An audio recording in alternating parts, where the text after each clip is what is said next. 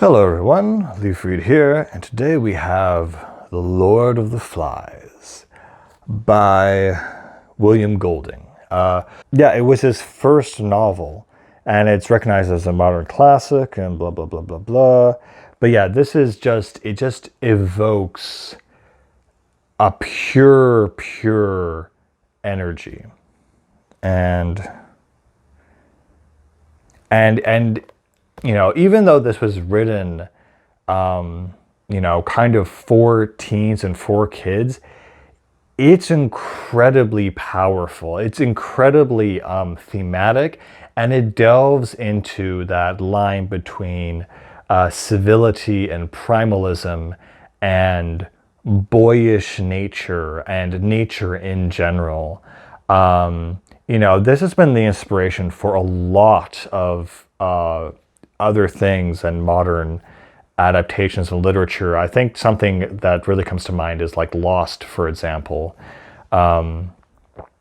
It's there's so many things in this book that are done so well and so simply as well.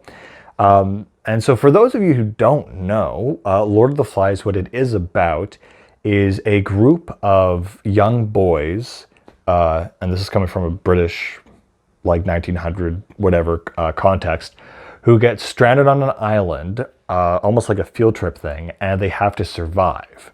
And it goes through the struggles of the boys on this island and what happens, what kind of society is formed, the rivalries, the tensions, the hierarchies, the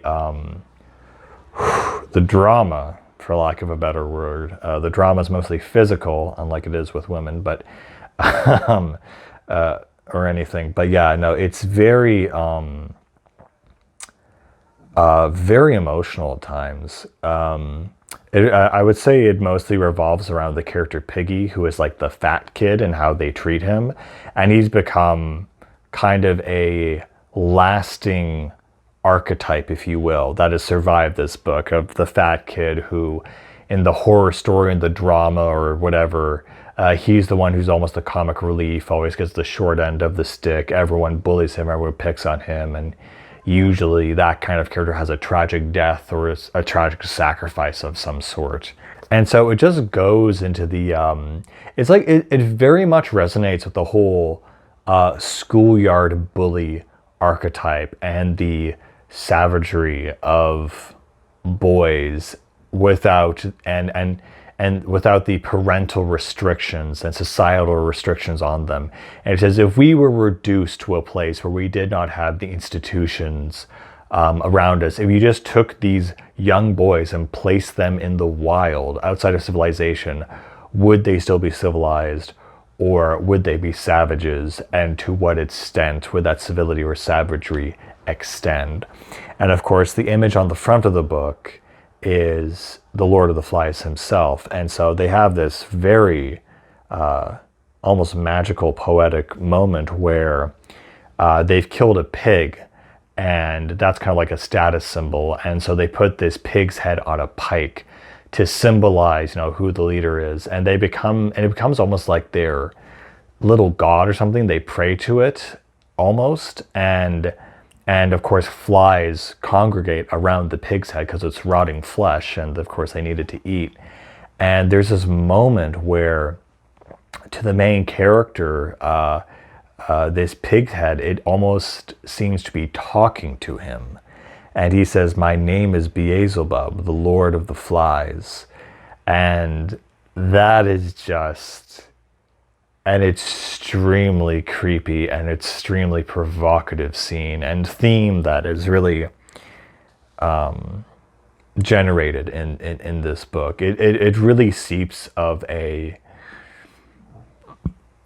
pure kind of angst and struggle that a teen or young boy would go through. And I do love it. And I think the themes of it are just so purely expressed that it really is, amazing. I really enjoy this book, even though it's very simple and very old. And you get a feel for, the text there and how it's laid out pretty evenly spaced, and it's about, pretty short, 200 pages.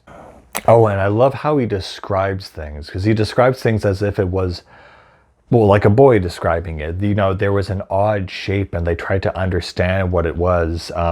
There's another thing where they find this dead captain or this dead pilot who had flown over and his plane had crashed, and they find his remains and his, there's some semblance of civilization.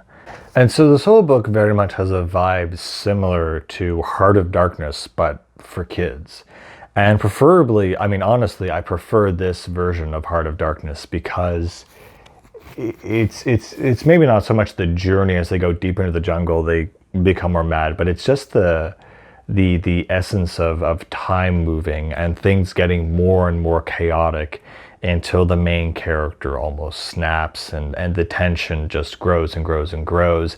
And it's not like they're fighting enemies. They don't have an enemy to fight and a savagery to go through. The savagery is in themselves, and that's what they're really confronting, which is just a very powerful, fascinating theme. Oh yeah, and something that's a recurring theme in this book is the conch. The conch is the shell that they use to signify who gets to speak and who has the power and who has authority. And so it just kind of analyzes how quickly things devolve into a hierarchy or a savage society as soon as these boys are brought out of civilization. That immediately we go back to this standard mode of thinking and behaving.